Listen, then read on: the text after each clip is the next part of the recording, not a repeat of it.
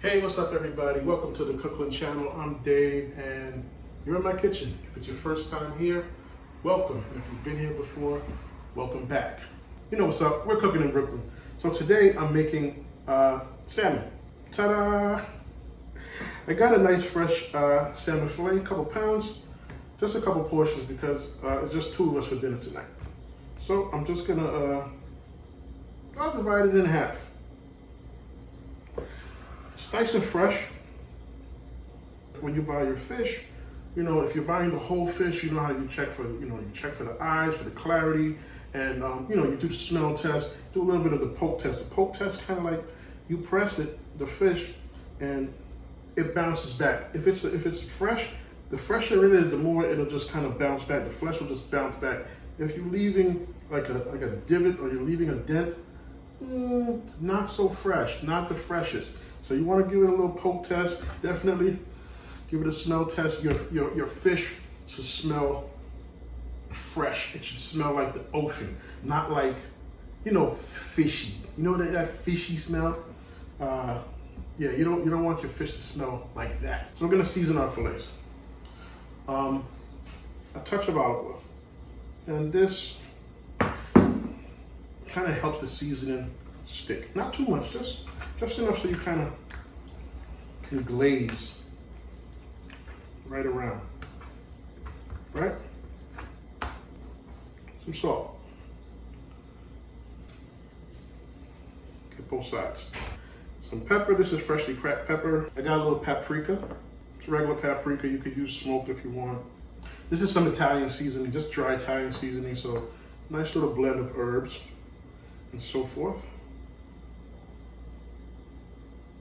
Make a nice little herby crust. So I thought about it, and this crust is cool. This little herby crust is cool, but I kind of thought about it, and I said, you got a garden outside, man. You could pump this herby crust up a little bit. So I went outside and I grabbed a couple things.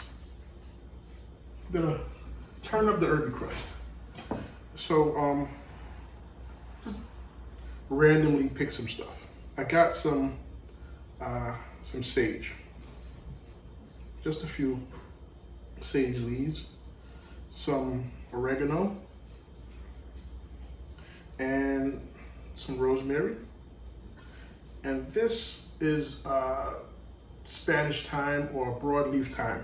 My neighbor gave me a bunch of this last year, and this is like the best herb plant ever. It's so delicious, and it's also like the strongest plant that I've ever seen in my life. Seriously, I had like 2 leaves of this that just kept living in a mason jar with water over the whole summer, over the whole fall, over the whole winter, over the whole spring, until it got warm. I literally just stuck it in a pile of dirt outside because I wanted to see what was happening, and it exploded. So I have a bunch of this delicious broadleaf thyme. So I'm just gonna I'm gonna add this to our herb crust. So I'm gonna let's strip down our rosemary. Not too much, because rosemary has a very strong flavor and it will come through and take over, right? Same thing with oregano. Oregano has a pretty strong flavor too. All of these are very aggressive herbs, but we like that flavor. We just, we don't want no boring food. Nice sharp knife, because you want to cut herbs. You don't want to bruise them. So you want your knife to go straight through without leaving too much of that flavor, that green or that chlorophyll or that flavor. You don't want to leave it on your cutting board. You want to get it into your dishes. So I'm giving this a super chop. I'm gonna go a couple ways. Watch your fingers. This is not fancy. This is just, look, hold your knife like this and hold your knife good, like this, and you're just working the knife up and down. You can also do a little bit of a slicing motion while you're at it. And once your fingers are out of the way, you can go as fast as you want. Don't scrape with your blade. Scrape with the back of your blade. This can't get dull. This can't. Shout out to Mason. Pat it in. So I'm gonna stick these in the fridge while we prepare some other stuff. We're gonna do string beans. If you want to get fancy, you can call them haricots verts, like the French do. What you gotta do for your string beans is really just take off the part that hangs on to the vines. It's inedible. So you just give them a cut. Next stop for the string beans is a little bit of blanching, which is just a fancy word for boiling. But we're gonna boil them quickly. We're gonna boil them for maybe 3 to 4 minutes, just to get them a little tender. So I got a pot here with boiling water, about 2 or 3 teaspoons of salt. That'll work. Get the water nice and salty. It's boiling pretty rapidly. Let's just add our string beans, the whole thing. All right. Stick a lid on it and give that about 3 minutes. So it's been about 3 minutes. I'm gonna go check on these string beans. So our string beans are nice and green, right? We want to keep them that way. So I'm gonna throw them in this ice water. This is an ice bath. It's called, gonna shock them. We're shocking them in this ice water. You can just use plain cold water. You can run it under cold water if you don't want to waste like a tray of ice. This stops the cooking process cold, literally stops the cooking process cold. So it retains that nice, vibrant green color. So that you have nice, we eat with our eyes, right? So you want when you put your string beans out, they look nice on the plate. So we stop the cooking and we keep them nice and green like this. So these are cool. They hang out right here. Last but not least, I like to have a balanced meal. Protein, a veg, a starch, like that. You know what I'm saying? A little balance, a little triangle, whatever. Food pyramid. I'm gonna do some polenta. So this is like corn. It's cornmeal basically. First things first. I'm just gonna add some water. This is about 3.5 cups of water. Teaspoon of salt. So we just wanna bring this to a boil. Our salted water is boiling. And we're just gonna add a cup of polenta.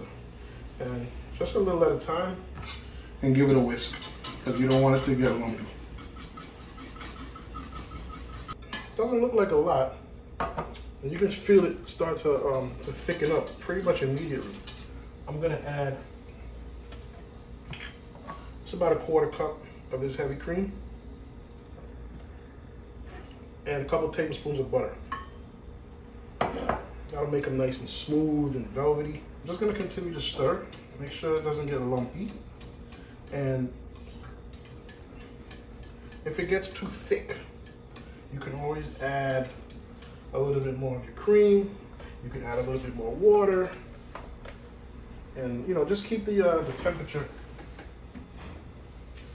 controlled so that it's not like rapidly bubbling. I'm gonna kind of just put this on the back burner, like literally on the back burner, to chill out while we get our fish and our string beans together. Time to get our fish cracking. I'm gonna be using a skillet under pretty high heat. And while this is heating up, I'm just gonna take my fillets and put it on top of this paper towel. And that will soak up any excess moisture because I want to crisp the skin. Just pressing it down into the paper towel so it can absorb as much moisture off of the skin as possible. Pan is good and hot. I'm gonna add some canola oil. Skin nice and dry. We're just gonna add our first fillet.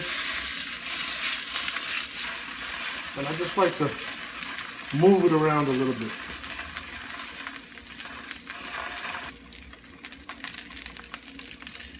Second fillet.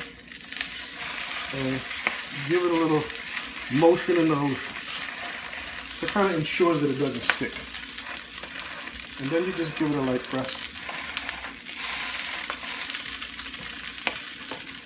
And make sure we get in full contact with the pan. While our salmon is having fun, let's get these string beans done. Olive oil. Keep an eye on these guys. Always watching the side to see how far it's going. I'm gonna add a couple of cloves of chopped garlic. Okay, we got our garlic going, so we're just gonna start dropping beans.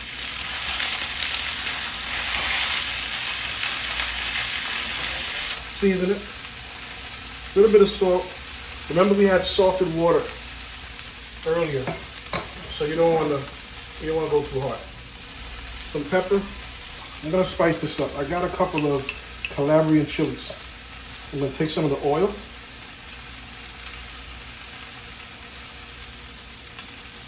Give that a little kiss. I'll give these chilies a little chop.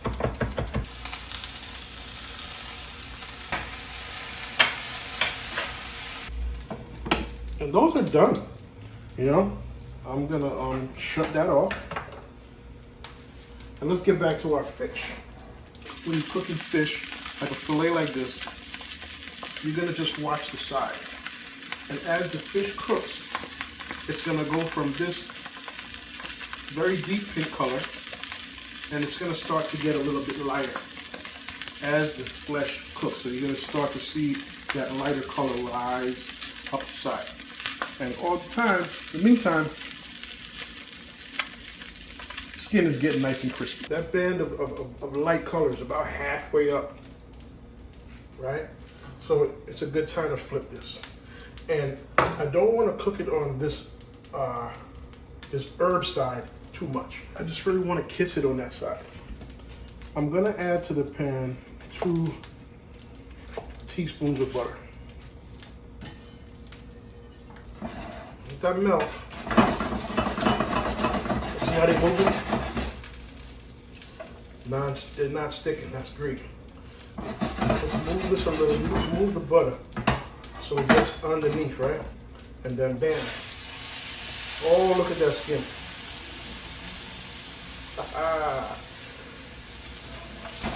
Move that butter. Get it right underneath where you're gonna drop the fillet. Bam.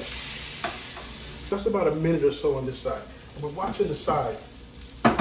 Still watching the side to see that opaqueness come up the fish, and that tells us when it's done. Worst thing in the world is some dry ass salmon. It's been about a minute. I'm just gonna flip this. We're done on top. Yeah, we're done on top. And now the skin can continue to crisp a little bit. I'm just gonna stick this in the oven. I'm about to finish up this polenta. Back on medium low. I'm gonna add a little bit more heavy cream. I like the richness. I'm gonna add, just to finish this up, some pepper, a nice amount of black pepper.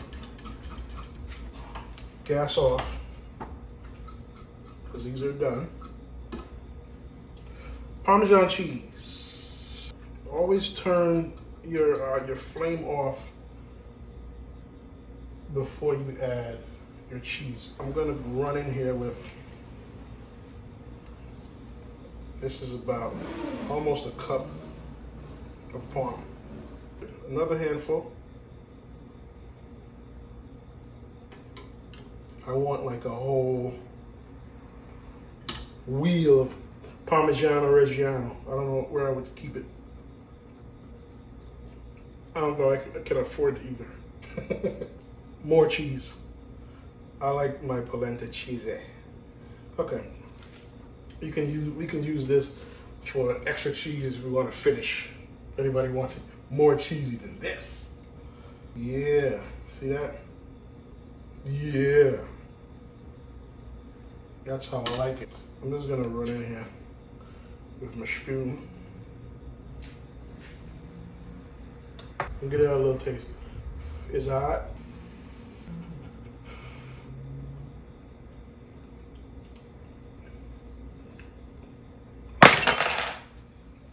Done. Yo, these shits are so good. That's it. Let's get to plating. I'm hungry. Oh, man. Yeah. Check it out. I made it a little fancy. I like to be fancy sometimes. I mean, it's a whole show, right?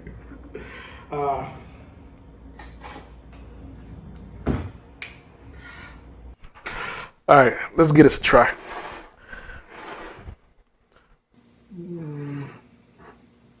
Oh, yeah. Nice and flaky. Moist. Moist, not dry. This is how you want your fish. Nice fatty salmon. Taste the herbaceousness of the crust. And then, hold on. If I get down to the nitty gritty.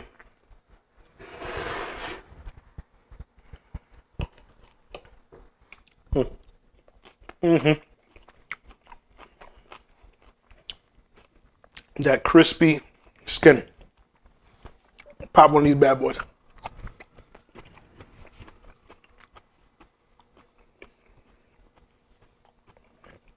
A nice level of crunch. Still soft. A nice spice from the Calabrian chili. And, you know, garlic goes good with everything. So, I'm going to call this one a success. Thank you for watching the Cookland channel. I hope you enjoyed the episode. If you liked what you've seen and you haven't subscribed yet, please subscribe. It's free. If you like what you've seen and you got a friend who you think would like it, let them know. Tell them about it. Shoot them a text. Just hit the share from here. Send them an email. Tell them check this guy out. Check out the Cookland channel. I like this stuff. If you want your spouse, your girlfriend, your boyfriend to cook for you, and maybe they don't know how, put them onto the Cookland channel. You can learn. If you make this dish, snap a picture, take a little video, say, hey Dave, look what I did. I like that rhythm. I like that feedback. So, you know, get involved. Again, thank you for watching the Cookland channel. I'm rambling on. My food is getting cold. My dog is getting hungry. And it's time to eat. Thanks again for watching. I'll see you next time.